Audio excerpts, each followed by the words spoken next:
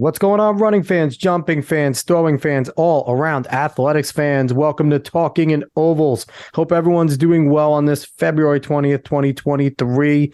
Before we jump into a fun show, which we have a hell of a show for everyone tonight, please like, share, follow, subscribe, rate 5 stars, spread this word of mouth. Go find us on the socials at Talking in Ovals. Last week, hi, how are you? First off, hi, how are you? Good. I just want to say, that track and field lost an absolute icon last night with the passing of Greg Foster. What an absolute legend. His legacy will live on forever. And just condolences to his family. He was just an absolute joy to watch compete, and he's going to be missed. Yeah. We'll do, talking all as we obviously send our condolences out there completely and totally. Outside of that, Dave, how are you? Everything going well over there? Yeah, man. All good. All good. Let's get almost rolling. I just want to encourage everyone, go back in last week. You can hear Dave actually smiling throughout the whole podcast last week as we had on the legendary Johnny Gray, one of the greatest 800-meter runners of all time, definitely one of the greatest in American history. Such amazing time. We heard, I think, only stories that you're going to hear on Talking in Ovals he talked about. So go back, give that a listen.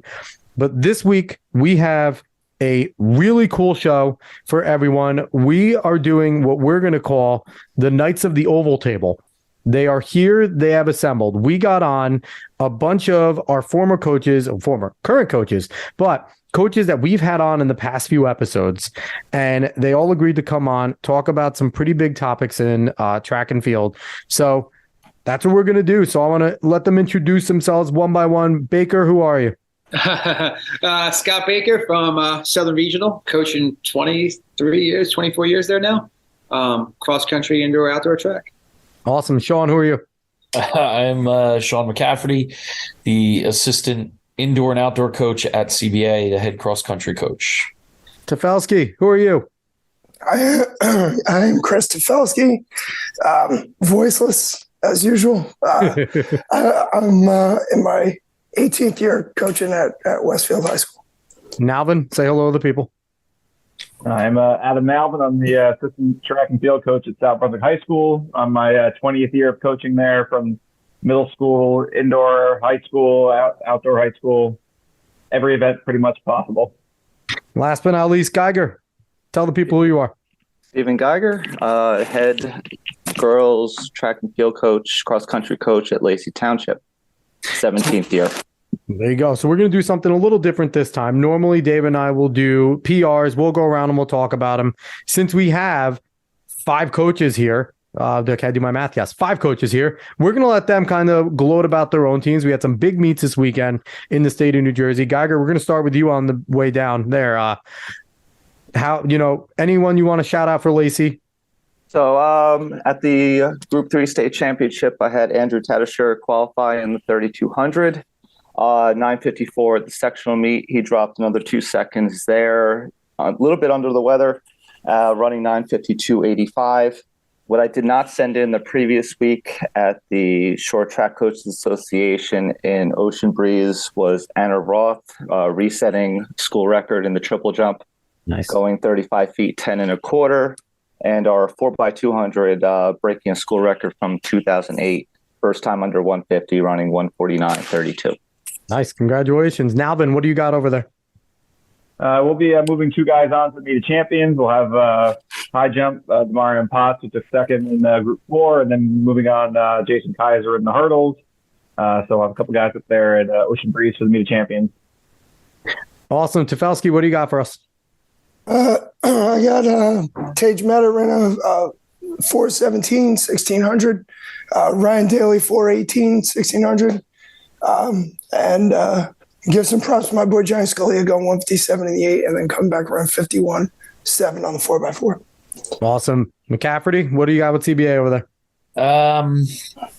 Nick Sullivan, big double for us. He ran 420 off of us, I think it's 73 or 74 for his 400, so that was pretty cool. He came back and ran 921. We had Joe Barrett, sophomore, run 916. Unfortunately, he didn't get to race Brian Bowler. Brian Bowler ran in the unseeded heat and ran 300ths faster. It was lame. But I also had a kid named Kevin Allen, who is a senior. He's going to TCNJ next year. Just started figuring out the sport this winter, ran 9:29. Very nice. Baker, what do you got? I got 2 state champs with Fabian Gonzalez, the thrower, shot put, and then Cole Kramer in 55 dash. And Santino with a big PR in the 2 mile 9:33. So, anyone listening right now, it's easy to see. We have some of the best coaches in the state, and I'm not putting that lightly. On this podcast right now, a lot of success. You're going to see, they're going to be at mocks. There's going to be a lot going on, meet a champs with them. So we have some of the better minds in New Jersey to jump on here. So I just want to jump right into it. We were lucky enough. We got a question given to us from Twitter, from the Let's Run long sleeve t-shirt Twitter account, which is kind of a funny little account, but they actually gave us a nice question over there. So this is the one we're going to start off with, guys. They would love your opinion. How much success is it the coach versus the athlete, talent versus steering the talent? So Tafelski, I want to start off with you. What do you think about that? Well, it's definitely both, but unguided talent is a real shame. I think it's our responsibility, and I think it's a tremendous responsibility to guide the kids as they get older. These are formative years in their life, and so I think on their own would they be able to accomplish things without a coach? No, but of course there are certain physical, psychological attributes that are going to predispose somebody to being successful. So it's a false either or for sure. Geiger, jumping to you. What do you think about this one? Yeah, I mean, I'll jump on to what Chris said. It's certainly not exactly one avenue or the other. For our job, it's setting up a structure for them to get the most out of their abilities, to enjoy the sport, I think is the first part, particularly in high school, and give them that avenue to, dive into their abilities and to find what they're capable of. But without the talent, the athletes are going to get so far. But at the same point, we are also looking to get the most out of what they have available to them. McCafferty, where you at in this one? Yeah. So I think you can't look at it as black and white on that. I think that all good athletes have a system in place that guides them in the right way. And I don't think there's an athlete without a coach that's good. I don't think there's a coach without an athlete.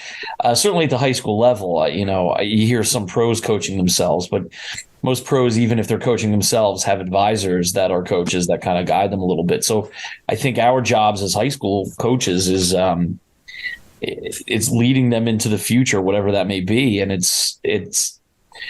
I think it's a shared responsibility. And I think it's a shared, coach athlete relationship is what makes someone successful. Baker, what's your opinion on this one? I mean, I have to follow with everyone else. Like it's not the athlete, it's not the coach, it's how they commingle and how they work together. I mean, you could have a really good coach and a really good athlete, but if they can't work together, it doesn't work anyway. So Nalven, you get the last word I'm going to ask a follow-up here, so go for it. So I think everything pretty much has absolutely been said, but I think sometimes the athlete can make the coach look really good, and sometimes the coach can make the athlete look really good, and it absolutely is a two-way street, and there's many angles to it. But I think it's like everybody said, it's everyone working together. Nice, and I agree. And I think Sean actually had a very valid point. I think definitely it's way more 50-50 at our level, like the high school, certainly middle school, high school, like athlete and coach needs each other equally. But as you get older, I do think that the athlete has to take on more responsibility in order to obtain everything that they want to do. But at this level, I agree with everyone. It's got to be a bond, and it has to be something that you believe in each other. Wilfredo, is that you down there? Did you jump in, Coach Rivera? No? I see iPhone down there. I don't know if he popped in or tried to. Yeah, I don't know if you guys can hear me. I'm trying to figure out my camera. I don't know what's going on, man. Technology's letting me down tonight. When you figure out your camera, we'll let you jump in. How's that sound? Because I want to see your pretty face. Let's hold judgment. So I want to do a follow-up here because everyone here to a T that we've had on the show, you all talked about relationship building in terms of with your athletes. And I think you all had similar views on, positive relationships with your athletes are extremely important. I think you guys have all went about it in a little bit different ways, but it's gotten there. How much does that help in terms of bringing out the talent? And do you find that that's just as much in coaching as it is in terms of the X's and O's and setting up the meets, and things like that and putting them in the right events? Who do I want to go to first here? Baker, since you were last, Nalven was last. You go first, actually. All right, restate the question again now. What was that again? Restate the question. So in your opinion, how important is it in relationship building in order to kind of bring out that talent? Is that as important in coaching as it is in the X's and O's of it?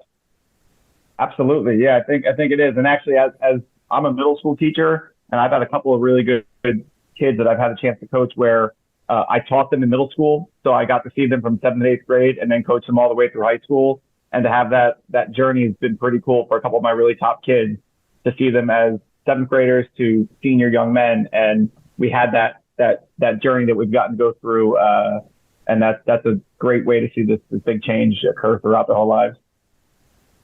Baker, have you found that there's any athletes where your relationship got better with them and their performance got better? Have you found that that's a type of thing that works out there? It's like the chicken or the egg. What came first? Generally the more high performance level they are, the better relationship you have with them. Like my top level kids. But now that being said, like my younger kids that don't contribute, you still have like a relationship with them, but they always want to strive. And I think that the important part is to teach them a little bit of autonomy so they can make choices on their own. And then they're comfortable making choices on their own. As a coach, do you want to tell them they're wrong all the time? No, you want to make a mistake, but learn from it. And I think you've set up a relationship with the kids where they can make mistakes and they can still grow from it. So, Coach McCafferty, as you have an athlete that's struggling, how hard is it sometimes at the high school level to keep that relationship where you're trying to coach them up, you're telling them the right things are going to happen, and then they're not seeing the results? Do you find that sometimes it's tough at the high school level to keep that, faith and trust in the relationship there? I found this. The younger kids, the kids that are on the rise, don't struggle as much because they're just constantly getting better. I have found this with some of my better athletes over the years, and sometimes it's a couple weeks, sometimes it's a couple of years of them struggling, and it's usually a confidence thing. And I found having the relationship with them where you can take the onus in their faults and kind of whether it's right or wrong. And you can take some of that pressure off of them by, again, taking all like, hey, you ran a bad race. That's because we did this, this, and this. It's my fault. I think that's really important, but you have to have that relationship where they can trust you and, believe in what you're telling them. Because sometimes when you get to that point, you lose them and it's tough. So, Tafelski, keeping on the relationship path, have you encountered with you and an athlete on the rise, starting to run well, starting to figure it out, and boom, an injury occurs and they come back and then boom, another injury occurs as they're coming back up. How tough is it to keep a kid in high school engaged when they see something like that happening? Yeah, I've actually got a couple of guys in that boat right now. Actually, one of my guys who did very well this weekend at the group meet is a kid who only raced 3 races all year last year. Wow. We got him healthy enough to run the groups, the MOCs in the winter, and the nationals.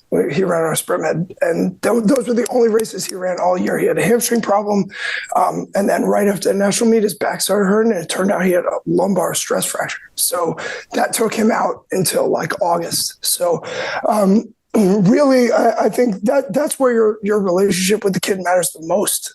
Is you know that, like, hey, I'm in this with you.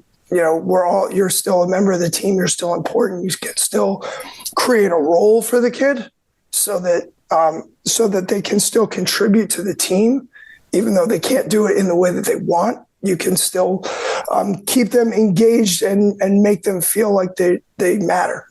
I think the worst thing to happen with kids who get injured is when they disappear, because then it's a double whammy, right? So now, like, all right, I can't train. Kids focus on all the things they can't do, right? It's our job to keep them focused on the things that they can still do.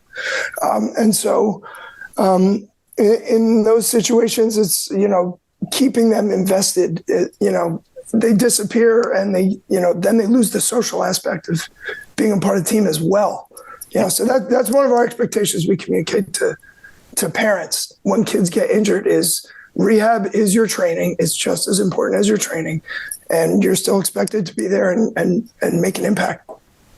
And Geiger, what's your Dave, go ahead. You were going to say something. I was going to ask a Geiger question. Being that your school is a little smaller in size, how important is it to get that bond from, when they first walk in as a freshman, as opposed to maybe a school that has larger numbers where maybe, they can build it more over time? Do you feel that being in a smaller setting it's vital to have that relationship with each and every athlete?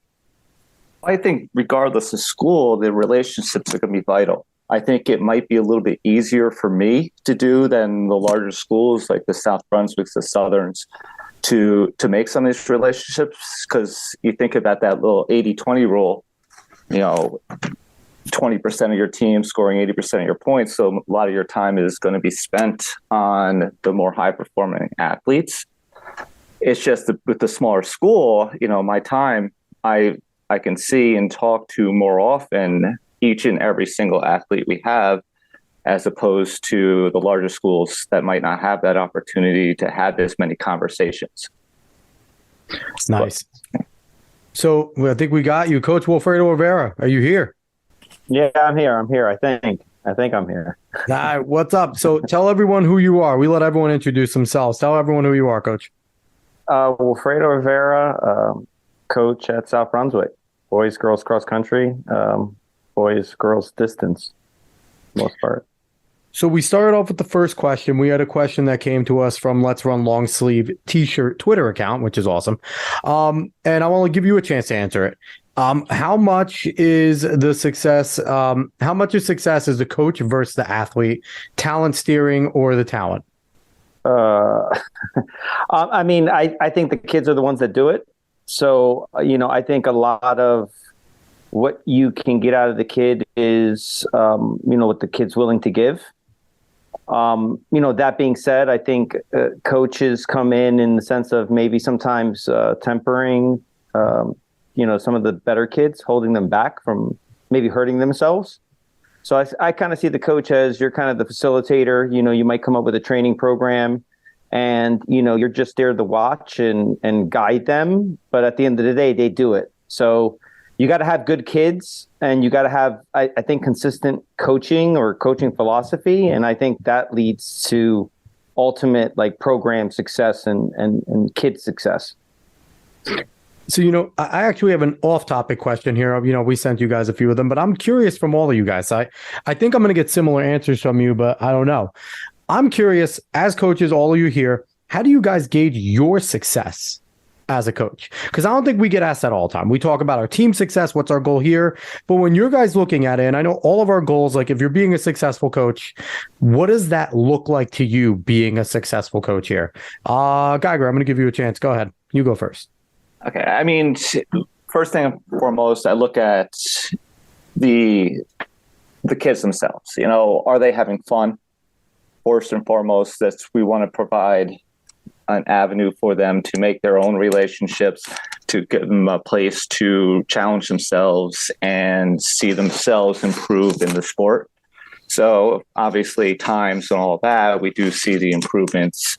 It's not necessarily how many champions we have created, but we do see, those who are starting off in a good place, can they become county champion, state champion, qualifiers?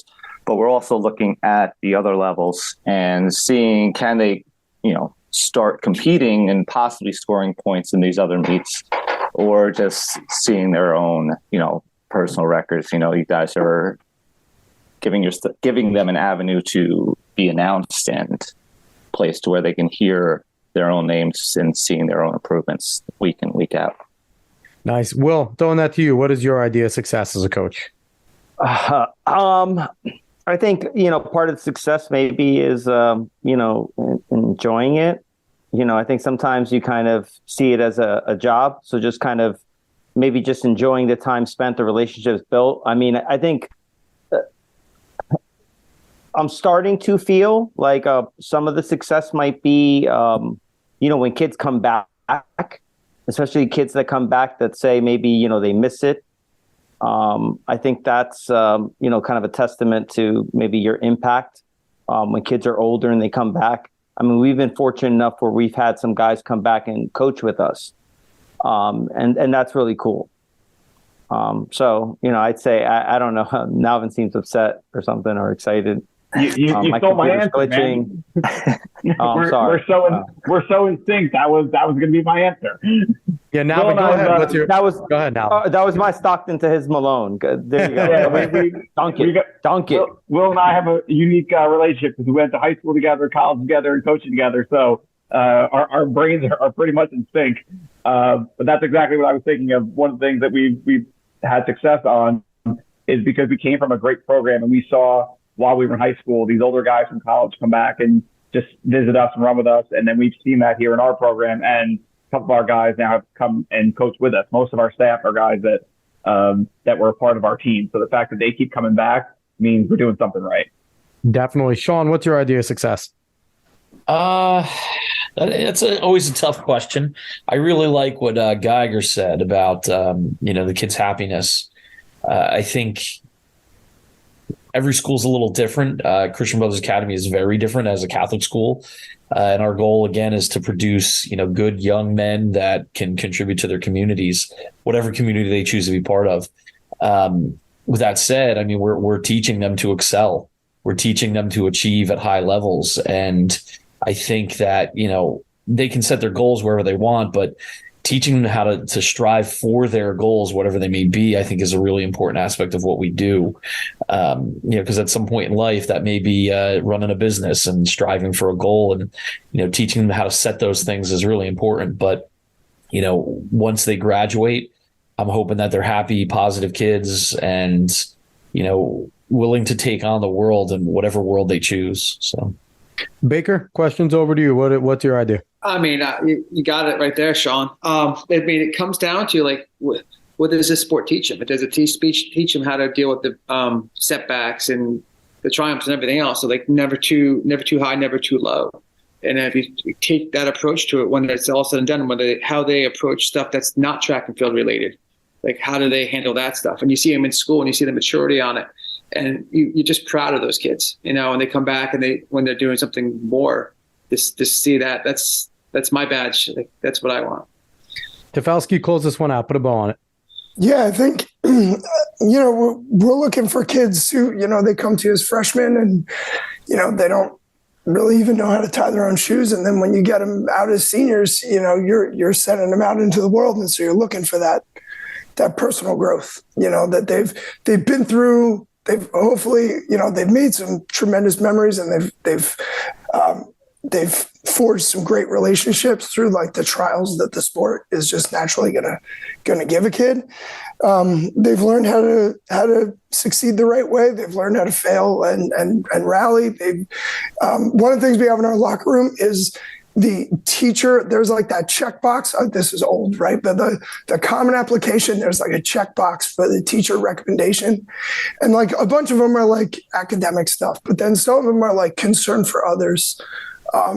Motivation, reaction to setbacks, like Baker said, like things like that. Like college, they want to know from the teachers who are recommending them, what's this kid's character, right? And I think the sport is a tremendous vehicle for teaching and instilling those kind of character traits in kids. So then the question we ask them is like, why do colleges want to know that about you? Like, why are they asking me that question as someone who's writing your rec, right? And because those are the qualities that they're looking for in their student body, right? And so my goal is that, okay, you came to us as whatever, and you're going to leave ready to leave.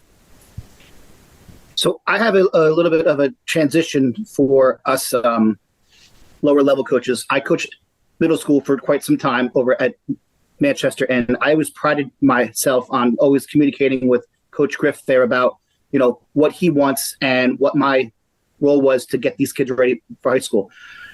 The question I want to know is, do you guys interact a lot with your middle school coaches? I know that this question might be hard for Sean to answer, so I kind of want to hear his answer first. But do you guys have any relationship with your coaches at that younger level, and do you talk to them about things that you're looking for so that they can help them get ready at the next level? So Sean, I know you're in a little different of a situation where you don't have one middle school per se where everyone goes.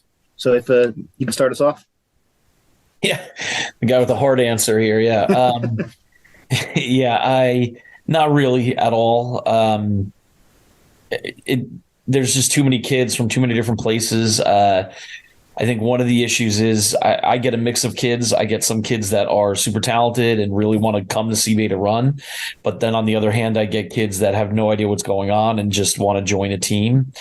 And so, I would, if I were talking when I used to be at Homedale, when I talked to the middle school coach, I wanted one of two things. Either you give me freshmen that are super prepared to run fast, like Baker gets, not Scott Baker, but Nick Baker at Haddonfield gets.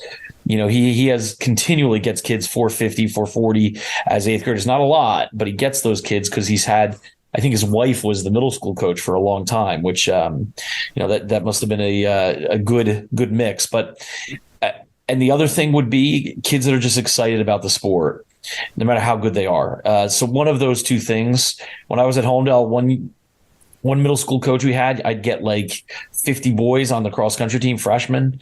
They were all excited to be there. It was awesome. Got a new coach and I would get like 3 or 4, but they were all really focused and pretty good at running already. So, and both kind of produced good kids. So either way, to me, that would be what I'd look at. Nice. Baker, how about you? Because I know like your middle school program has had so much success. It's amazing. There are middle schools right across the street from our high school, so it's nice. So like for cross country, we go to all their meets. Like the whole team that we plan our practice about going to watch our cross country races. Do I talk with the coach much? I mean, we're cordial. He's an older gentleman that was a track guy back in the day, and he does not want any input from me. Like I try, and he doesn't want it. And he's turned some kids away. Like he's turned some kids that were pretty good athletes, and they just can't turn them away. So a lot of my time spent roping those freshmen, sophomores back in. Not so much for cross country because I'm there for it, but for the track guys, we lose a lot of the track guys. So it's a matter of going back and beating the hallways up to try and get them out again. Yeah. Geiger, how about you? I used to race against your coaches there when I was at Manchester. Super nice people, but I didn't always feel that that they might not. And you don't have to answer this. This is just my opinion. Like, I remember like it's hard to find middle school coaches that are really kind of know what they're doing. A lot of them are just doing it because it's a paycheck. So, can you talk about maybe some of your experiences that you've had with the coaches at that level? Sure. I mean, for a while, our AD kind of wanted to keep things completely separate. So there was no real interaction. And when I started coaching cross country, I was bringing my team over, there's a home meet, let's go watch. Let's just be there, be visible. But in terms of the interaction with the coaches, there wasn't that much. New AD comes in, I keep inviting them over to the track during the season. Come on over, we have it here. Come on, practice. Again, exposure, have them see what's going on. And, it's one of our coaches actually went down to the middle school he was teaching there, which also certainly helped the past couple of years immensely with getting bigger numbers coming out now. And the transition point is a little bit smoother than it used to be. Nice. Chris, how about you? We actually do not have a middle school program. So, wow, really? Yeah, there's the local Y has they have one that they do. It's the Westfield area team, and we don't really have much interaction with them much at all. I mean, they're nice people and everything, but they used to train on our track but the scheduling on our facility just got so difficult that they went elsewhere, which totally makes sense if you're them. So, but our schools, we don't have a program. That's crazy. All right, Geiger and Adam. Will and Adam. So, Will, Adam was actually your middle school coach for quite some time, right? Yeah, well, I mean, we've had some coaches, a lot of coaches actually come up from the middle school to coach at the high school. For me, at least the middle school to me is, it's great. They have large numbers. The kids, they do a lot of things. It's fun. Distance runners might long jump. They do some different things. So I'm just hoping that the kids are having fun, and when we get them in the high school, obviously they adapt and adjust to how we do it at the high school. But some middle school coaches, like I said, over time, I know the middle school coach now, Dennis Shoro, he's pretty serious, and he runs a good program. So that's how I look at the middle school situation. All right, Adam. Yeah, I actually started out my first year, the very first season I coached was coaching middle school cross country and spring track, and particularly with spring track. I noticed I was way too intense to be there. Way too intense. It was a big social hour, and that was not the place for me. So, like we said, our program, they do have fun. They're social, and they enjoy it. And as long as they come to us,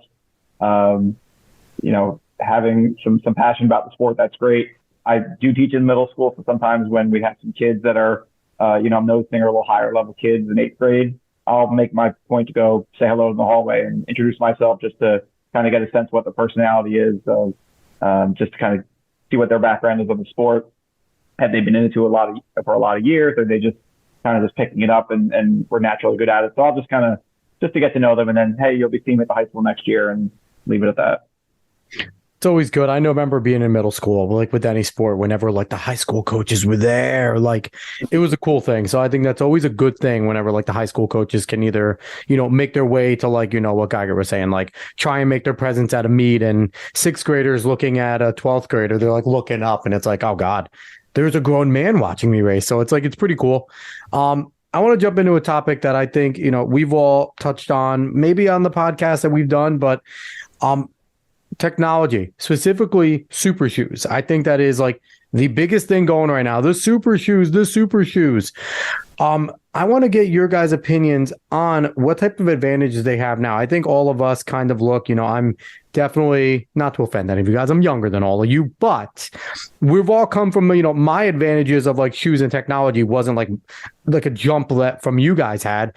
But like now I feel like they definitely do have some advantages. A lot of the new tech, like your Strava and things, they can keep track of everything together, and the super shoes and things like that. So I want to know your guys' opinions on what type of advantages and advancements these athletes are having now, not only at the high school level, but the things that you see in collegiate pro and all that going on. Baker, I'm going to let you start off first. I mean, freaking the shoes and the tracks are just so phenomenal right now. The races are going to get faster. And then you got your Strava. It could be a blessing and a curse. Like the kids are so worried about what their paces is. They're not running by any kind of field now. It's like, oh, I'm not running sub-7. I'm going too slow. So they have to, how do they do that? And then you have the kids that want to run a tempo run, but they want to run it in their, like the Vaporflies. And next thing you know, like, really? Like just, I'd rather do it in like a clunky shoe. And it's, but so that's the battle. And then they have injuries now because like I have some kids that just, even my slower kids, they spend $250 on a pair of Alphas, and next thing they're trying to train, and I'm like, what are you doing? I don't know. If I'm a high school coach, if I'm sending them on like a long run that's not supposed to be like crazy hard, I'm like, give me your watches right now. All of you, watches. Like, I don't want you on Strava right now. Like, I don't know how you guys do it. Nalven, jumping to you. What do you feel about this? Yeah, I mean, the super shoes are definitely making a very big difference. But I think at this point, it's almost really in the last year or two becomes like an arms race of if you're going to compete at the state level, you have to have them. We had a kid a couple of years ago that was just getting beat all of a sudden by guys that he'd been beating, and all of a sudden just falling behind, and then got the shoes. And I mean, we'll tell you, it was a drop, and it was okay. He is just as good as them, but the shoes made him fall behind. So if you're if you're going to be that competitive, it's just the way it is. Like you pretty much need to have them at this point. Geiger, what's your feeling on all this? I mean, it's funny because in my AP stat class, we did have a discussion about the super shoes and effect size, AP statistics.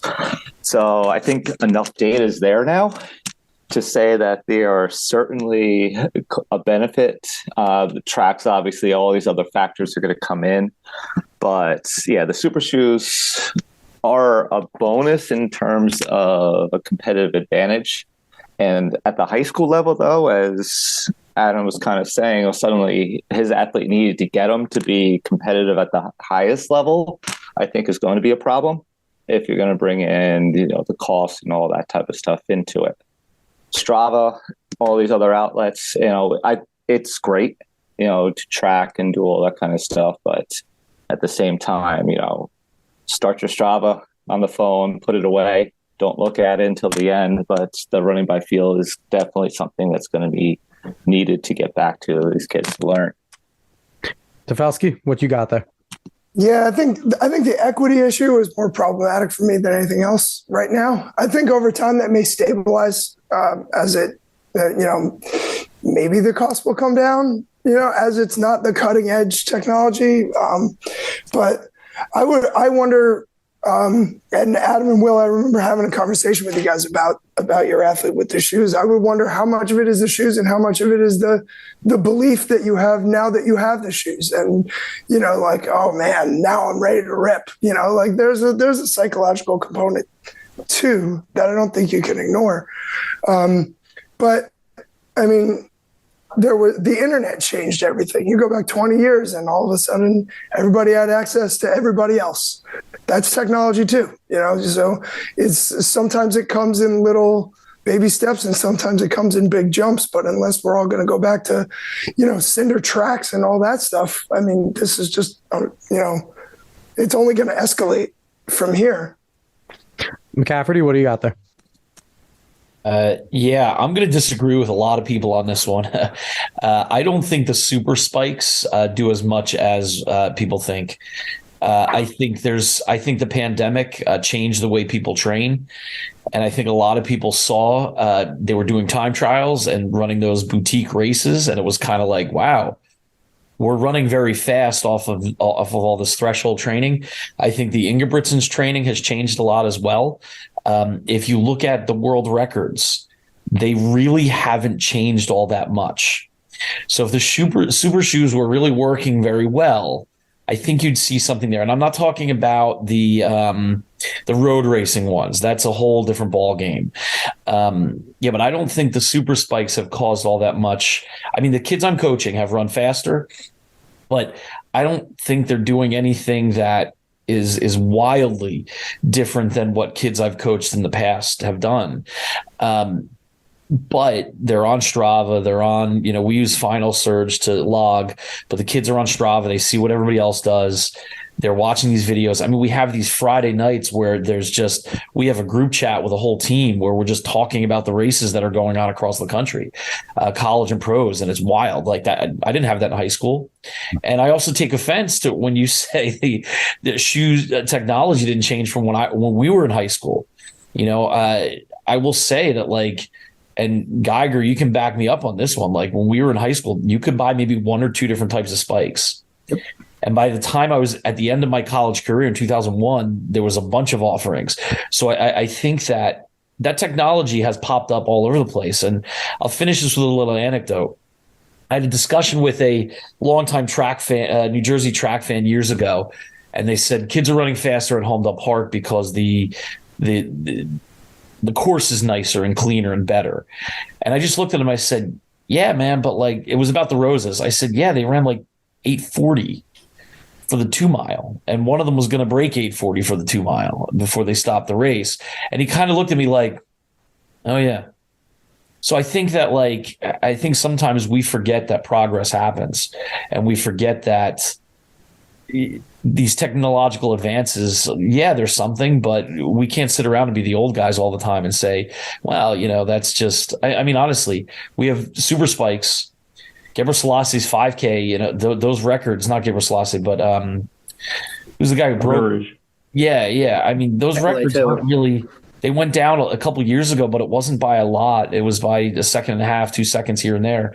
You know, I don't know. I do think the road racing shoes, they have revolutionized our training. The kids use them for tempo runs and interval work, and it's just, I never let kids wear spikes for intervals ever. I mean, unless we're doing fast stuff, like really fast stuff, but usually we use trainers, and they use those now, and they can recover so much faster from when they wear those shoes. It's unbelievable. So that's where I think it is, but I don't think the spikes do as much as people are letting on. Will, what you got on it? I mean, like anything, I think knowledge is power. The more you know, the more you have available to you. So definitely seeing what other people do doesn't hurt. It lets you know, hey, if that guy can do a run or a tempo at this, then maybe I'm in the ballpark if that's something that a kid needs. Again, I think it's all anecdotal, but to me, the spikes help. I wish we could have pros run in their spikes and then run in some old spikes and just see a difference. But, I think they definitely help. And even if it's placebo, even if Nike has just run another, it's got to be the shoes. And the kids, people have bought in, it's definitely there. The results are there. I can't tell you, I go to Twitter, how many, Villanova school record, this one school record, everyone's, school record, American records, world records, everyone's getting the records, which is awesome. So maybe we're in the heyday. Maybe we'll have, retrospective in a bit. But, I think the technology is always going to be there. I think seeing what pros are doing, their training being available for people to consume, I think that's good too. So I think a lot of it is just, the information is out there and people definitely want it. So it's being consumed in a way that's elevating performance. So I have a follow-up to that. So in talking about the shoes, if there is data that comes out that, it seems like, most of you guys do think that the shoes make an impact, the super spikes. So if it does come out that they are making an impact, that they are making athletes that much better, because, a second's a lot in track and field. That's a lot of time. I remember back, I forget how long ago, but it was a big talk at the Olympics for swimming that they outlawed certain swimsuits because they were giving everyone a much better advantage. Not all countries could have this style of swimsuit. They outlawed them for the international meets. Do you see that this is something that possibly track might do, where they might look at the spikes and say, this is giving certain individuals far too much of an advantage?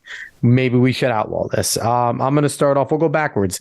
Will, what do you think? Should they outlaw the spikes if they find out that they're giving them that much of an advantage? No, not at all. I mean, technology is there. There's demand is there because, there was a good while where you couldn't really find them.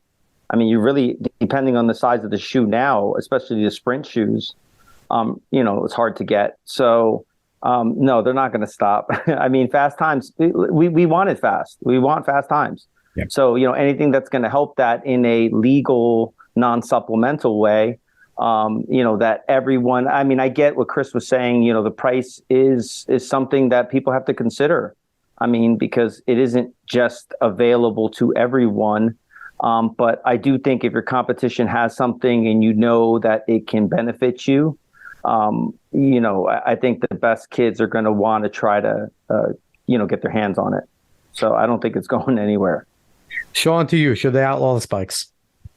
No, but I don't think so. My old man ran on a DM that ran 940 for yards back in 1968 on a muddy cinder track at the Penn Relays.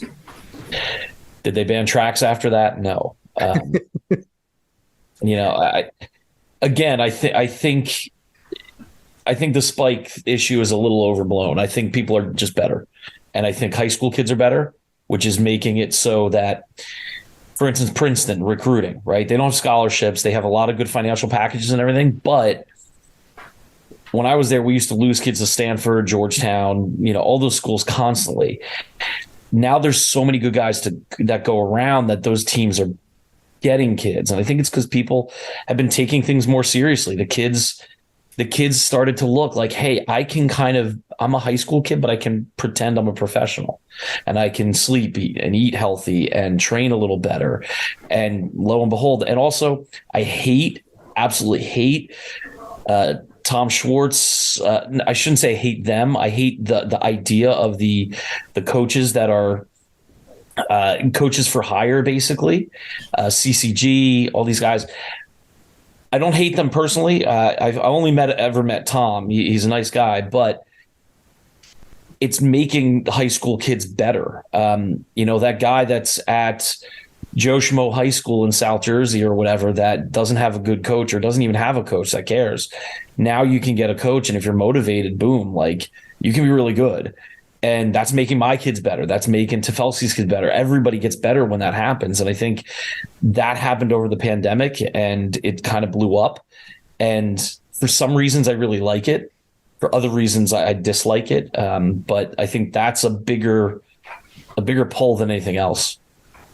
I also think that kids now are running on much better tracks. The facilities. I remember when we were, like Princeton was a great place, but you couldn't even wear spikes, or we had Red Bank or all these other, Chris was saying he had the Dunn Center when we had him on, now you can go to the Armory or Ocean Breeze. I mean, even the bubble, it's considered a slower track, but you could still wear spikes, and it's made for track. So I think that having all these new places where kids can actually run is probably just as much of a benefit as any shoe. But that's just me. I could definitely agree with that. I'm going to throw the question to you, Tafelski. Should they outlaw the spikes? No, and it's never going to happen if Nike has anything to do with it. They're pretty powerful. But no, I think, and Dave, to your point too, the fact that you have venues and information and, social media and all these things, all of them are a blessing and a curse, I think. Strava can be great, and it can be really, really hard for kids to manage. And so, you go into a venue like Ocean Breeze, and you're like, oh, this is awesome. Like, I never walked into a track and field venue and thought that when I was a kid, right? And so, I think that the sport has appealed to a broader base. I think, to Sean's point, you're engaging a greater number of kids in the sport. The sport has the highest participation rate of any sport nationally. So I think with a broader base, you're going to build a taller peak. I do feel like the shoes, do they matter? I think probably they do. I do think that the extent to which they help is overblown.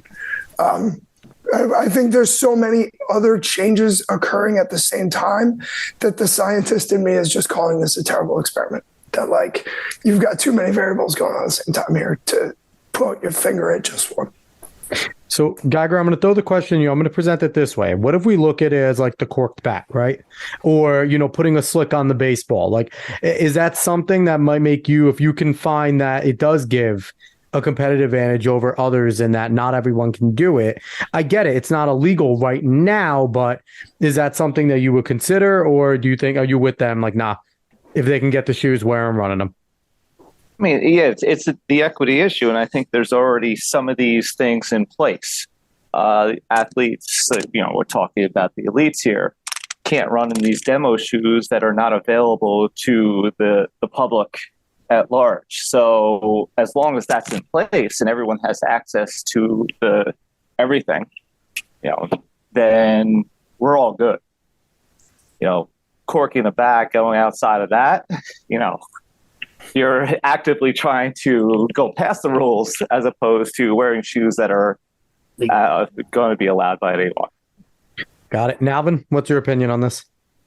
Yeah, I think it's too late to turn back now. I don't think they're not making these shoes illegal at this point. So now it's just going to be, these are just, the times are going to just get elevated, and and that's going to help promote the sport at this point.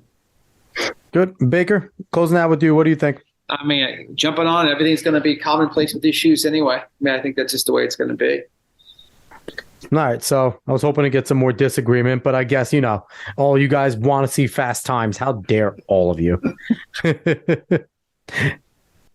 We've kind of touched on this in the past and a lot of our podcast, do you guys feel that having all these new venues and all these times that are going fast through high school, college, and pros will definitely help us as a sport grow?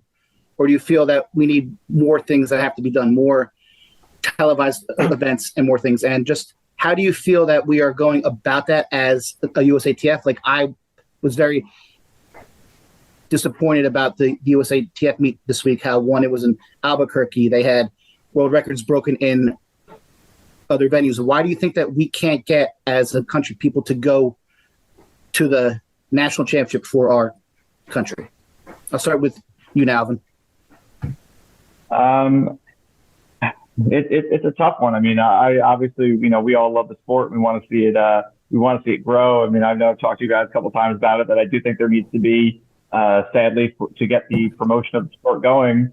I think there almost has to be like a professional wrestling angle on track and field. Like, there's got to be, some trash talking. There's got to be a little bit of a storyline. It's got to be a little more entertaining. Americans have a real short attention span, and they want to be entertained in a short span. And most of these post-race interviews, man, these athletes are the nicest people ever. They're all so polite and so kind, and they're great, but gotta be a little bit of attitude somewhere down the line to get people talking. And I think that will attract the outside fans. But I mean, the inside fans are going to love it anyway. And there's been some absolutely amazing things. You guys have talked about it. Like, look at all just the great stuff that just comes from New Jersey alone. High school, college, and professionally. It's incredible. What do you think, Steve? I mean, for the track fan, I think first and foremost is the money available to the athletes. Without this, there is no incentive for the best athletes in the U.S. to go there and compete against each other. And you're looking at these fields and these finals, and you have to look up who a lot of these people are. I mean, you look even the sprints, who you're in Albuquerque, thin air, fast times. Outside of Hobbs in the 60 meters, you're looking at D2. Top D2 athletes, guys that are winning nationals there, but where are the best U.S. guys? Where are the guys going to the Olympics, going to, every world championship? They're just not there. So at least for the track fan, there is no incentive to be at these indoor nationals. Scott? And actually, one more thing real quick, Dave, is that when you mentioned it, watching it on TV, that the fact that the Albuquerque meet was in the convention center, that it just happened to be built up that week for track, and they just probably had like a boat show or something the week before there, like that makes a big difference versus the other venues that are available. The one in Boston's incredible, Ocean Breeze, like are those ones that are for track, not, whatever trade shows coming in next week. There's that lack of energy to that. Oh. Yes. Can we have the distance nationals at BU? Yeah. How about you, Scotty? I mean, the athletes got to get paid. I mean, it's a money thing. I mean, if you want those athletes to show up and run, they're going to have to pay them. Like Noah Lyles pulled out this weekend. What incentive does he have to go run and get hurt? If his hip was really bothering him, why would he run? He's got no incentive. Like we dump all this money into the Super Bowl and to NFL players, and those guys are playing.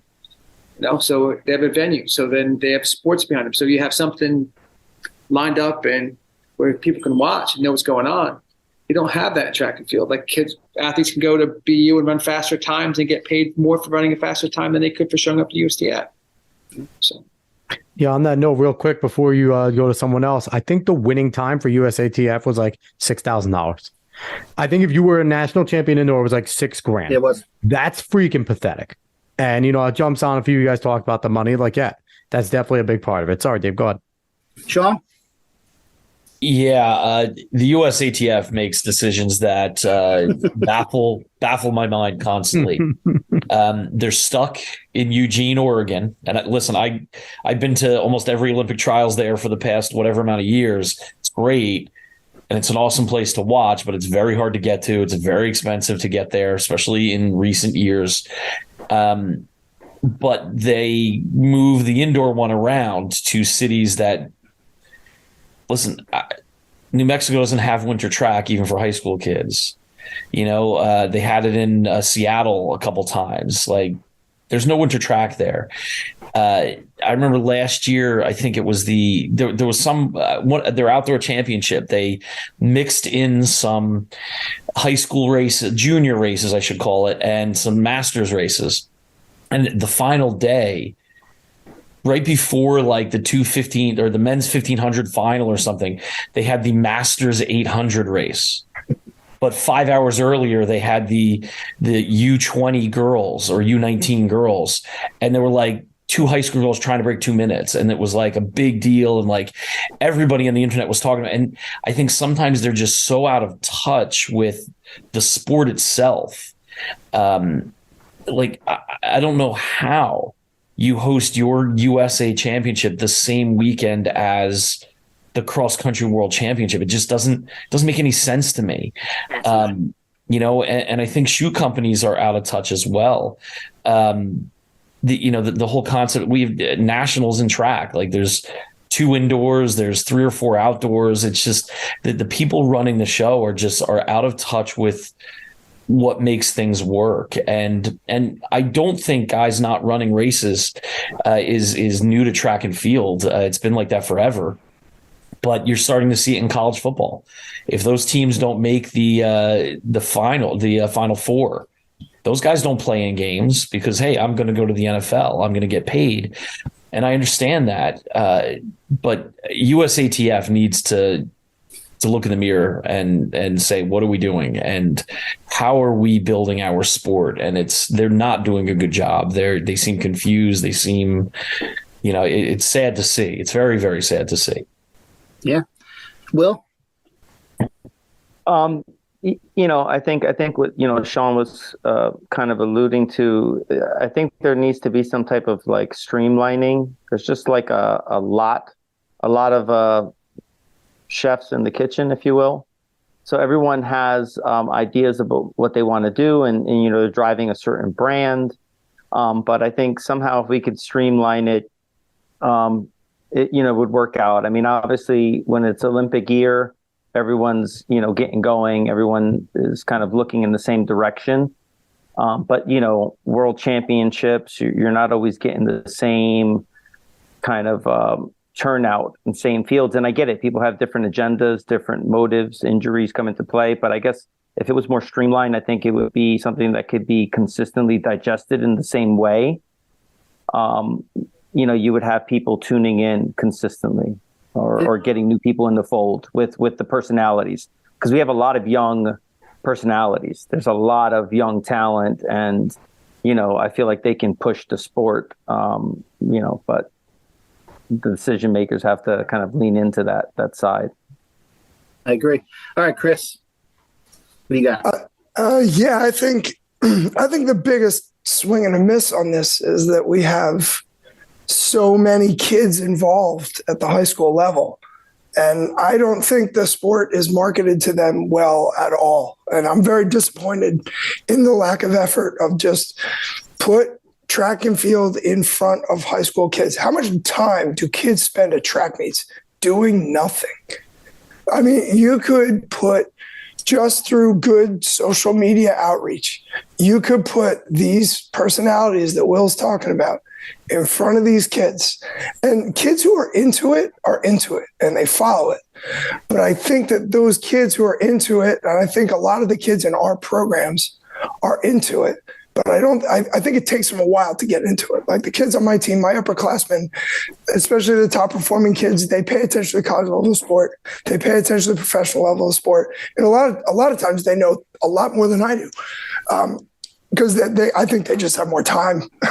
But I think it's a huge missed opportunity to just market the sport from the bottom up. I don't think you're really going to convert adults into track fans.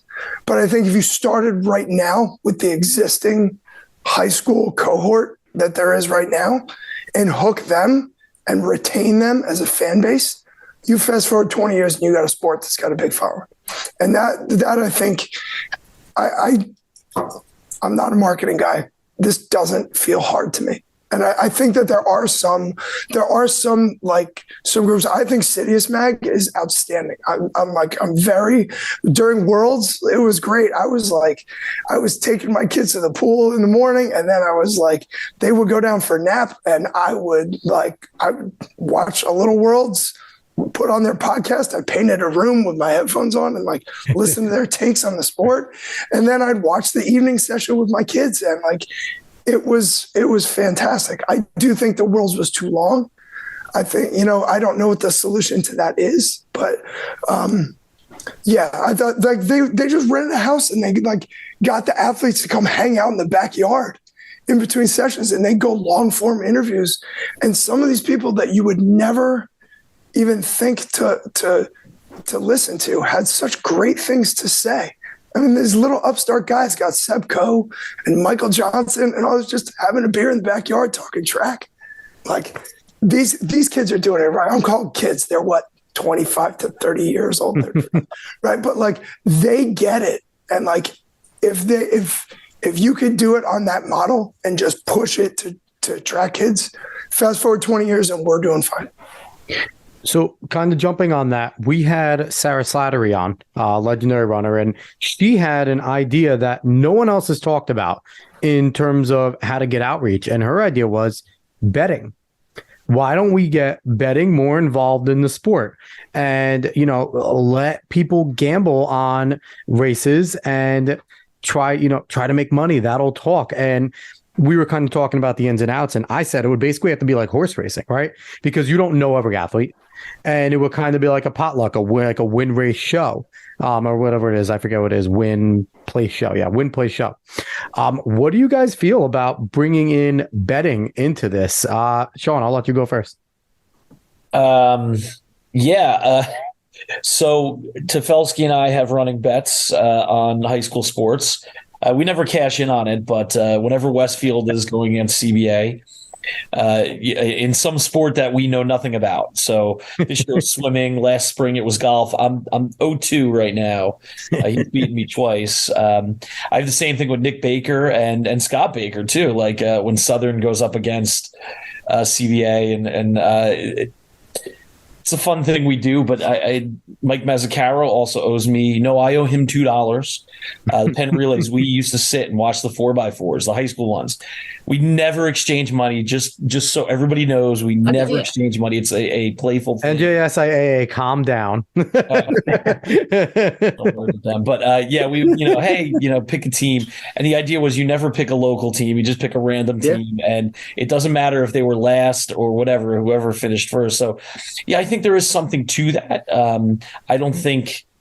I think tapping into the high school kids and the youth sport and the road racing sport, quite frankly, it would probably be more important and more successful. But gambling might do something to the sport. But you ever go to a horse track? Yeah, I love it. I love Saratoga. I go to Saratoga Springs every year. Yeah, how often do you go though? At least once or twice a year. Yeah, I mean they're like. But off-track betting is what massive. I'm getting at. Off-track betting is massive, though. It really is. Like, it is. You have people paying attention and people that fall in love with horse racing just because they can go to the OTB and they start to follow the sport and they'll follow jockeys and they'll follow. So I feel like because we're so fragmented, right? I think we've all talked about we want to get teams and we want to do like an actual league. And that's, I don't know if anyone's going to ever do that. But if we can track so-and-so on Brooks or runs for Puma or, okay, I know they had, so I don't know, there might be something to that. Maybe. I agree that the whole setting up a professional league and everything is never going to fly. That seems silly. But the problem is like there's too many moving parts and there's a system in place already that you'd have to completely blow up. And it's a system that's rooted in over 100 years of, the Olympics, World Championships, things like that. I just don't see that happening. But betting is something that might, might work. Baker, what's your opinion on betting? Yeah. Make it interesting for sure. I mean, you talk about now following stuff, you figure, okay, this athlete went to this coach, that could change something, or, they're running like with this event, and you start paying more attention to stuff. But like, I think the diehard fans are still going to be the diehard fans. So you have the inside track there. I mean, it's interesting. It'd be kind of fun. Like I'd throw a couple bucks in, I guess. I don't know. Do you think that would expand more outreach if like you could sit there and talk to like the casual, like to maybe pay attention? And even if it starts like in the Olympics, like, hey, DraftKings is now sponsoring the Olympics. You can bet on blah, blah, blah in this race and who's going to be the fastest in the world. Like, do you think that might catch the casual to kind of maybe bet on some bigger races? I think there's some guys that bet on everything, no matter what it is. So I think that's going to happen. But I don't know if you catch the casual, like you pull more track fans in that way. You just pull more betting in. I was it Chris that said about the youth, bring the high schoolers in, bring the little guys in, and let them see it. Like when you go to Penn Relays and they're just hanging out in the fields and just playing the entire time, that's amazing for those kids. Like they have so much fun just because they're just hanging out with other track kids and seeing different things, you know. Tafelski, I'm going to bring the betting trifecta here. What do you feel about it? I don't know. I'm a little conflicted on it. I don't know. Maybe it's the educator in me knowing how many high school kids are mixed up in this at a young age. I don't know if it's a good thing. So that part's a little problematic for me. I don't know. I don't really have like a super strong opinion on whether it would work. I haven't really thought that part of it through that well. All right, Nalven, what's your opinion? I think the gambling could certainly help bring in some outside fans, whether they're going to be, you know, degenerate gamblers or people that are going to enjoy the sport. I'm not sure. I don't know if having like a beer garden at a track meet might serve better than an off track gambling type thing, but I think it would be problematic for like the high school level. I don't think you want to have obviously any kind of gambling going on at the high school level. I mean, absolutely not. Mr. Geiger's math class is already discussing super spikes. Doing gambling odds. Everyone in Lacey High School is going to want Mr. Geiger's math class because this is where they're going to get the advantage. When does the registration open, Steve? Will, what do you got on this? What do you think about betting for track? I mean, I think getting personalities to meet, I know it was a failed experiment, but I remember when they were trying to get the Michael Johnson. Evan Bailey? Now I can't even remember. Yeah, there you go. Right for the 150. The 150. Now, again, I don't know if I cared about it because I was a track guy and cared about it, but I remember that just kind of being a big deal. So I could see more showcase things that go beyond. But in a way that kind of Dan and Dave, you need a campaign behind it. You just can't just have a track meet. It can't be some Diamond League meet and just think that, oh, well, it's Diamond League, they're going to turn in. If you want casuals, you have to kind of create that, that story that matters. And if I'm basing it off anything that we see, that's how all these, YouTube boxers and whatnot. I mean, it's unbelievable the people care about seeing compete against each other. So if it's about the competing, if you got the personalities, I think you can sell anything. That reminds me of like the match. That reminds me of like the match that they do in golf now every year where they just pit two people against each other that people care about. So yeah, Geiger, you're going to close out on this. What do you think about gambling for the sport? I like betting. A lot there are a lot of things going on from the responses that I feel like I need to make a comment about. Go for it. First off, horse racing. Me and a few members of my family, My Racehorse, we are minority owners of a bunch of different racehorses. Authentic was one, Kentucky Derby winner, all that.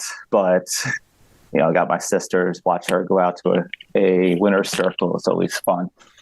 But minor share. But all right, let's see. I think it was Scotty who said about it isn't really going to help in terms of bringing the numbers into the sport, which I 100% agree. If we get it on DraftKings, you might get more eyes on the sport. They might not become fans, but at least the viewership, I think, is going to increase. I think just on a lazy day, you go on to DraftKings and you see something and you're like, oh, put $1 on it. And suddenly you're a little bit invested. Adam earlier talked about the WWE aspect of the sport, and that's going to help, which is just like the Donovan Bailey, Michael Johnson thing. The promotions, all that, I think will help. That is going to bring more eyes onto the sport than anything else. The gambling itself, although fun, is not going to actually promote the sport, but it will be fun for those who want to put $1 or $2 on something. And I don't know if I missed anything else there from previous comments, other than I did get a nice lunch. One meet of champions from Wilfredo. And chips. Yeah, and chips. You gotta include the chips. Chips gotta be. He's a man of honor. I think I owe Geiger probably about $10,000 in the Dave and I that we've betted over the years. UFC just has some drinks or even track. Didn't even know the guys. I'm picking this guy. He looks more cut. I like his attitude. So, gentlemen, I think this was a really productive podcast. Loved all the perspectives. I think we touched on a ton of things. Got a bunch of different perspectives. Hyatt, what do you think? I just want to thank everyone for being kind of the guinea pig of this format that we're having. Obviously, I think it went well. I think there's things that maybe we could do better in the future, but I just want to thank all of you guys for hopping on and trying to be a part and helping us out. And, it's always good to see different perspectives from different people that I greatly respect. And thank you guys. Yep. So we're going to be down the line. Baker, do you have any last things to say before we jump out of here? Not so much, man. Thanks for having us all. It's all nice seeing these guys, and congratulations, Chris. Nice job this last weekend for you and your boys. Sean, what do you got for us? Any last words here? Yeah, thanks for having us on. I'm excited to go to a nice venue for the Meet of Champions in 2 weeks. It should be a lot of fun, and get ready for spring track after that. Nalven, what do you got for us? It was great to see all of this is half of us here were old roommates, Rutgers and teammates, most of us here. So always good to get together and see the amazing coaching tree that came from our years at Rutgers. And there's quite a lot of us here, and there's even more out there. So that's a topic for another day. Geiger, what do you got for us to close this out?